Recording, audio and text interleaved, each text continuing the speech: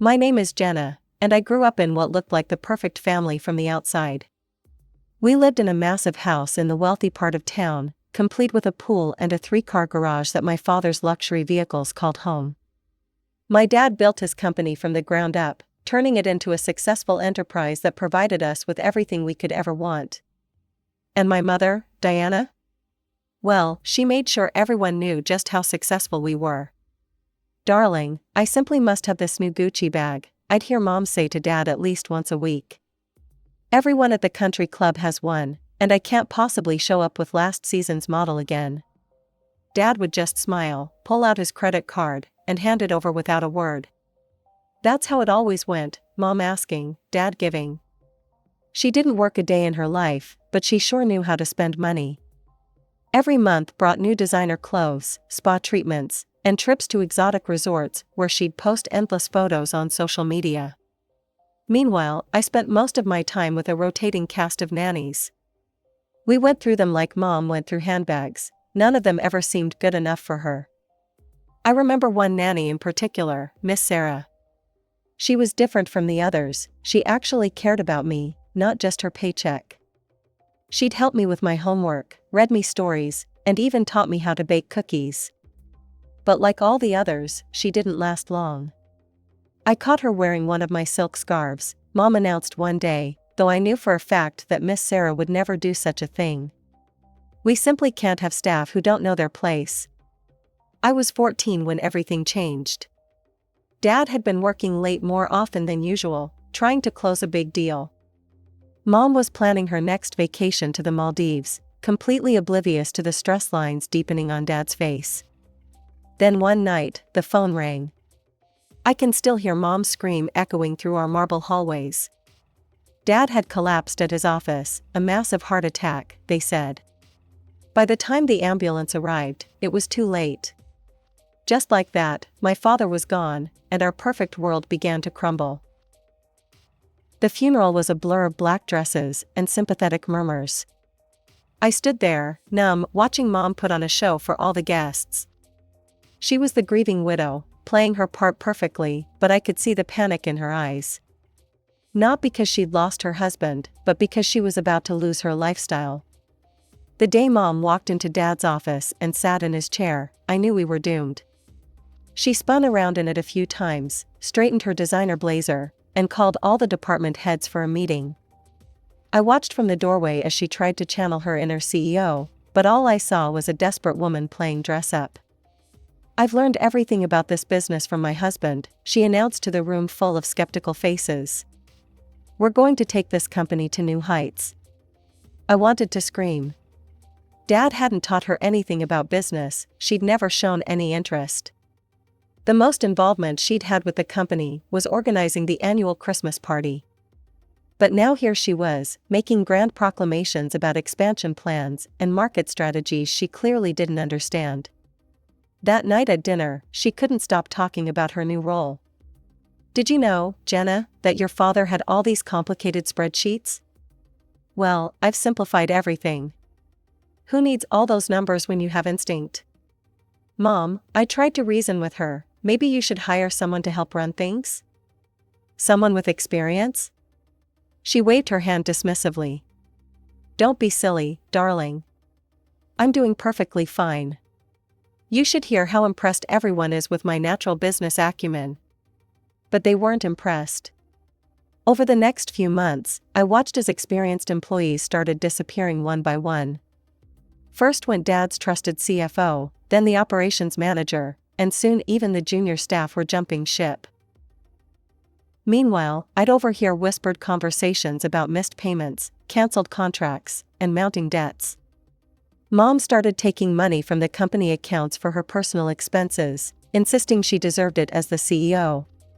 When I questioned her about it, she'd just pat my head and say, "You're too young to understand business, sweetie." Every family gathering became a stage for her delusions. "The company's never been better," she'd boast to our relatives. "I've modernized everything. James would be so proud." Dad would have been horrified. I was only 15, but even I could see we were heading for disaster. The final blow came just before my 16th birthday. The bankruptcy notice arrived on a Tuesday morning, right after Mom had ordered new office furniture for her expanding empire. We lost everything. The company was sold to pay the debts, but it wasn't enough. Our house went next.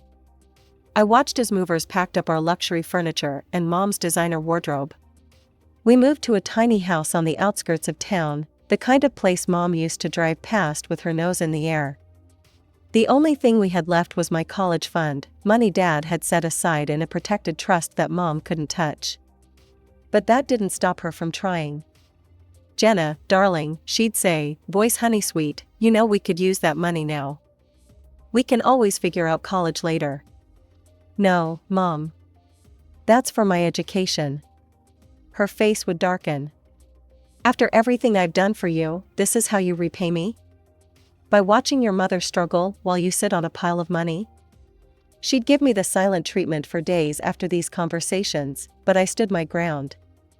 I'd seen how quickly she could burn through money, and I wasn't about to let her destroy my future too. The next 2 years dragged by in tension and cold shoulders. Mom and I barely spoke except to argue about money. When my high school graduation finally came around, she made it clear she wouldn't celebrate my achievement. "Why should I throw you a graduation party?" she said the morning of the ceremony, not looking up from her coffee cup. "You won't even help your own mother when she needs it." I'd already been accepted to Barrett University, a good school 3 states away.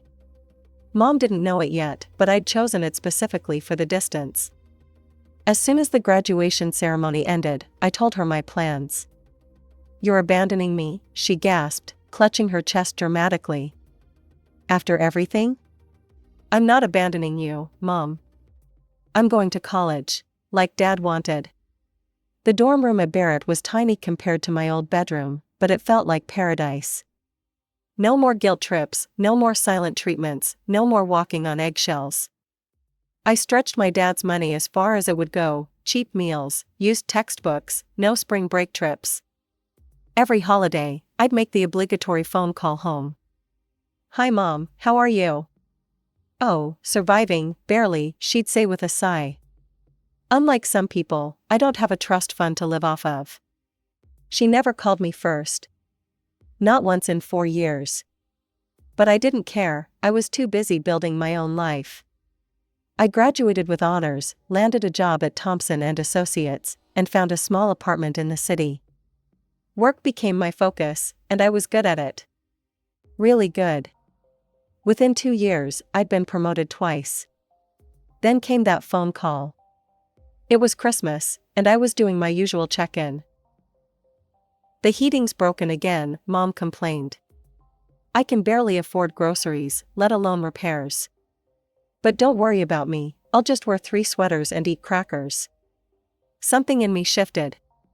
Maybe it was because I'd just gotten another raise, or maybe I was just tired of the guilt. But I heard myself say, "I'll come visit next week." I flew home with a plan. The house looked worse than I remembered, peeling paint, broken gutters, ancient carpet. Mom opened the door wearing that martyred expression I knew so well. "I'm doing well at work," I told her over coffee. "I'd like to help. I can give you $1,000 a month, and we can fix up the house a bit." Her eyes lit up like I hadn't seen in years. Within weeks, the house had fresh paint, new carpets, and working heat. Our new routine started slowly. Mom would call with an invitation to dinner, her voice warm and enthusiastic. "Jenna, sweetie, I was thinking we could try that new Italian place on Mason Street. Nothing fancy, just a nice family dinner. I've invited Aunt Carol and Uncle Pete." These dinners became our thing. Mom would pick modest restaurants, places where the entrees didn't break $30 and the wine list fit on one page. Sometimes it was just us, other times she'd invite her sister Carol, or her old friend Martha, or Uncle Pete. The bill usually came to around $200, which I always picked up without hesitation. I still remember the first time Mom bragged about me at one of these dinners. We were at Luigi's, a cozy family-owned place with checkered tablecloths and candles stuck in Chianti bottles. "Did I tell you," Mom announced to Aunt Carol, beaming with pride, "that Jenna just landed the Anderson account?" The biggest client in her firm's history. My daughter's a real powerhouse in the business world. Takes after her father that way. It felt good. Different from the way she used to brag about me as a child, when I was just another accessory in her perfect life. This time, she was genuinely proud of what I'd accomplished on my own. The dinners became more frequent. Mom would call every couple of weeks, suggesting new places she'd heard about. Never anything extravagant, she seemed to understand the unspoken boundary there. She'd invite different combinations of relatives and friends, small groups who were always grateful and never presumptuous. Meanwhile, my career continued to flourish. I closed bigger deals, earned larger bonuses, and finally had enough saved for a down payment on my own place. The mortgage was substantial, but manageable with my salary.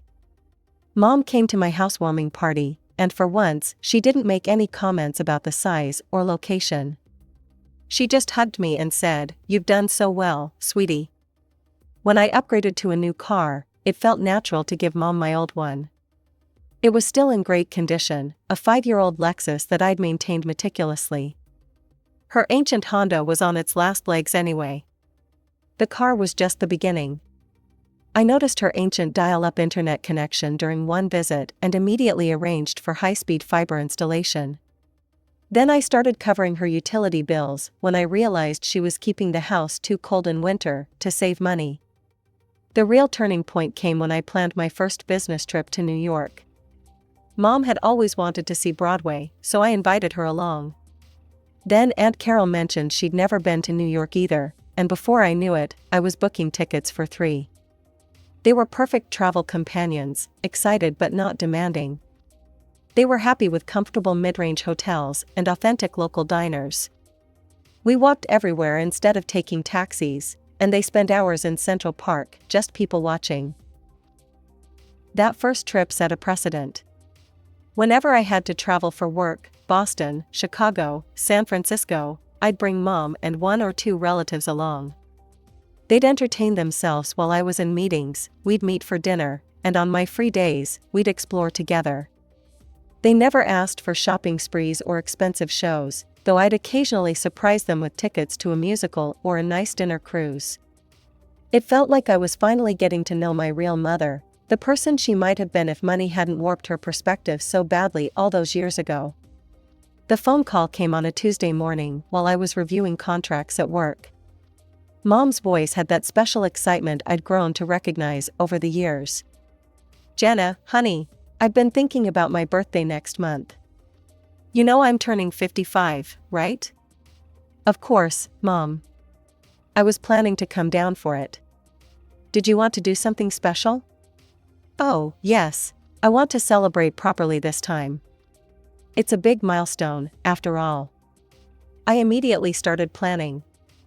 "How about a nice dinner at your place? We could invite the usual crowd, Aunt Carol, Uncle Pete, Martha. I could hire a caterer, or we could order from that Italian place you love."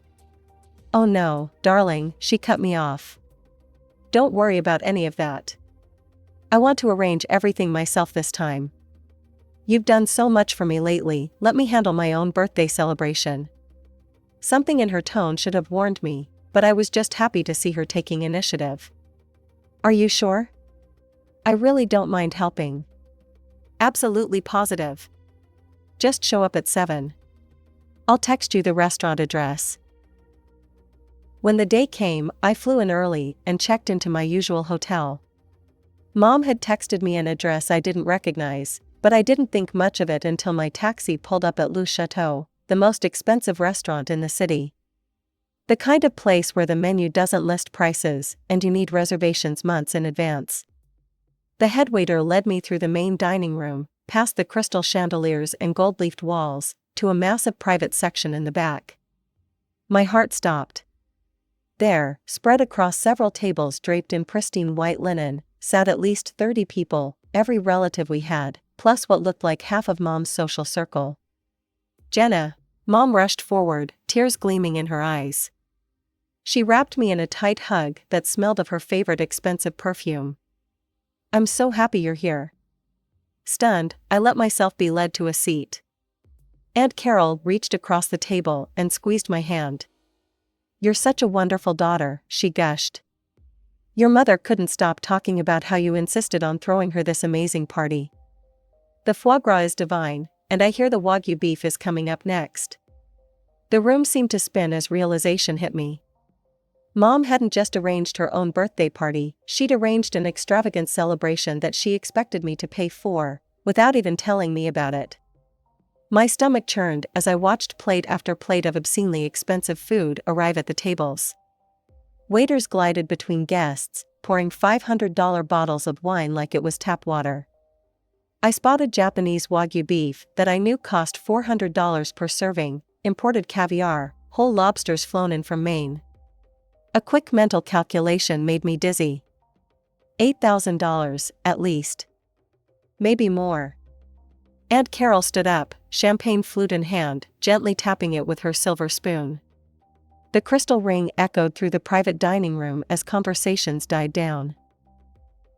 "I'd like to make a toast," she announced, her face glowing. "To my wonderful niece, Jenna. Your generosity tonight shows just what an amazing daughter you are. The way you've taken care of your mother, and now this incredible celebration." "I'm sorry," I cut in, my voice shaking slightly.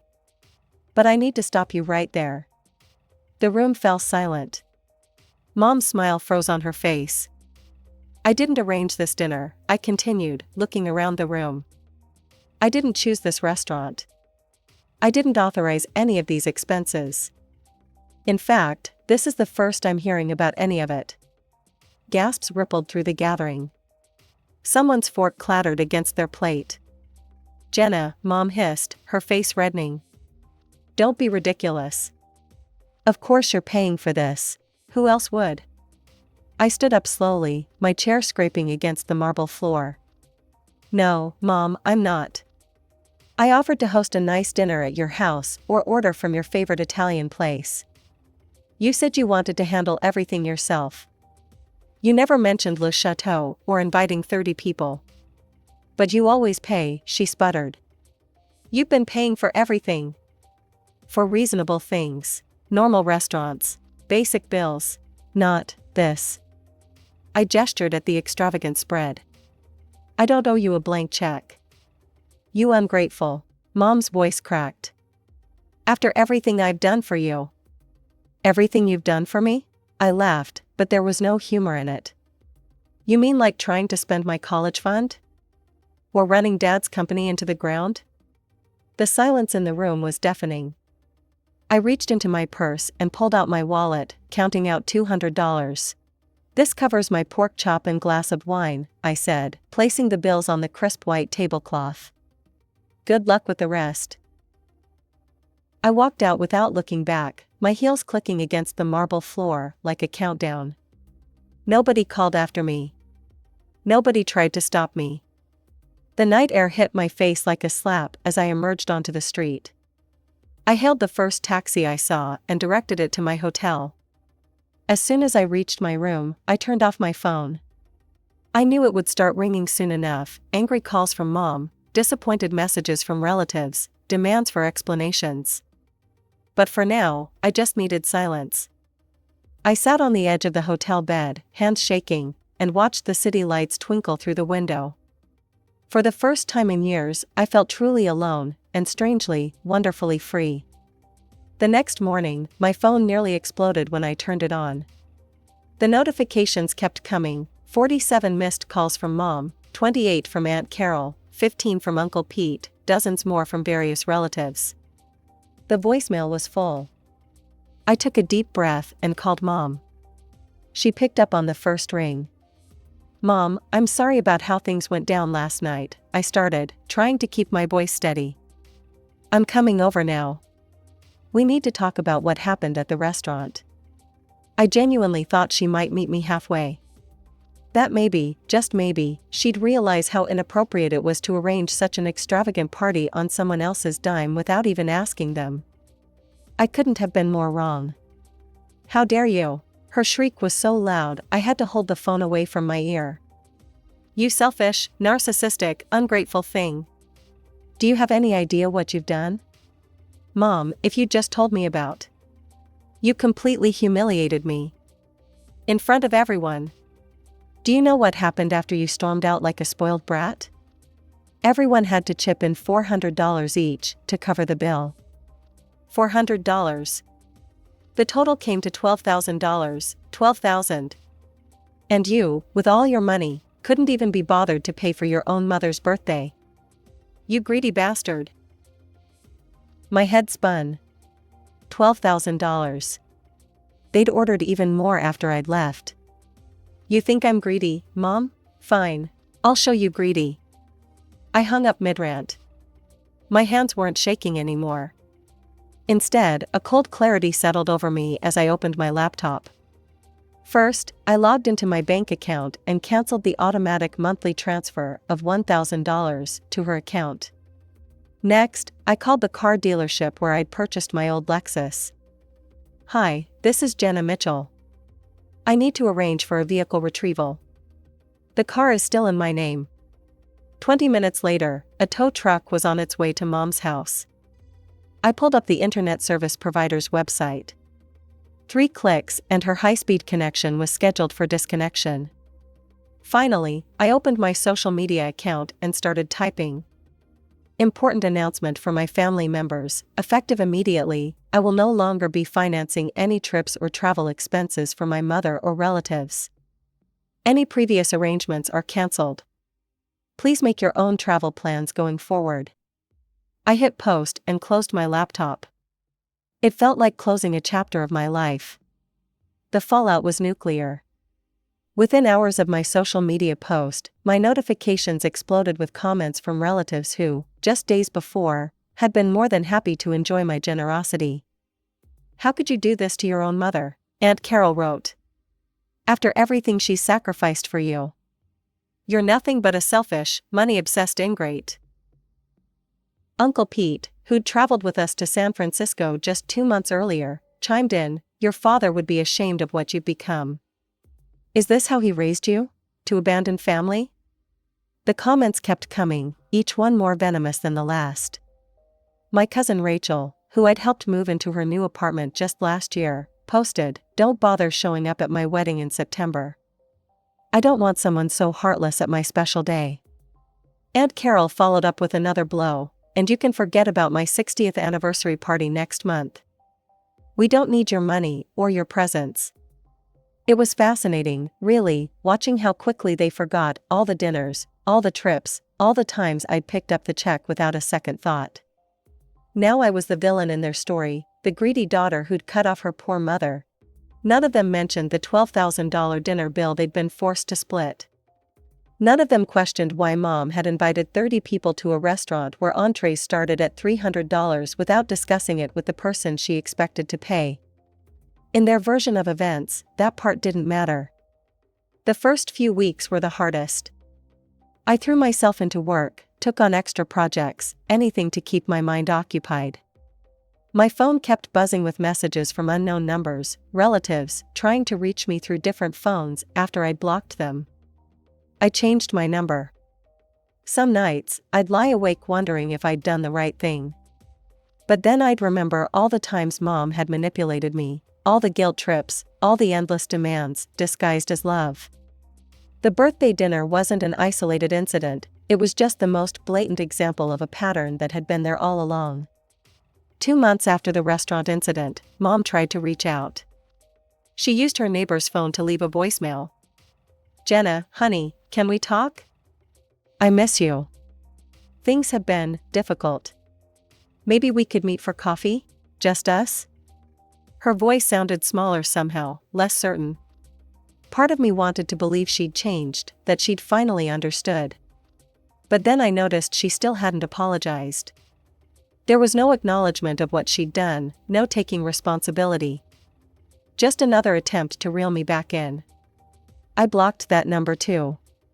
Life went on. I got another promotion at work. Without the constant drain of supporting Mom and various relatives, my salary stretched further than I'd ever imagined. I took a trip to Europe, alone this time, no relatives to entertain, no one's demands to accommodate. It was liberating. Sometimes, through mutual acquaintances or social media, I hear bits and pieces about Mom's life. She had to downsize again, move to an even smaller place. She complains to anyone who'll listen about her ungrateful daughter who abandoned her. The relatives all sympathize, of course, but interestingly, none of them have offered to support her the way I did. Do I miss having a mother? Sometimes. But I miss the mother I needed, not the one I had. I miss the idea of family, but not the reality of what my family had become, a network of users all too happy to take everything I could give and then condemn me when I finally said enough. Maybe someday Mom will have a real epiphany. Maybe she'll understand that love shouldn't come with a price tag, that family isn't about financial transactions. Maybe she'll offer a genuine apology, not the kind that comes with excuses or demands, but one that shows true understanding of the hurt she's caused. If that day comes, I might be open to rebuilding some kind of relationship. A different one, with clear boundaries and mutual respect. But even then, I'll never go back to being the family ATM. That chapter of my life is closed forever.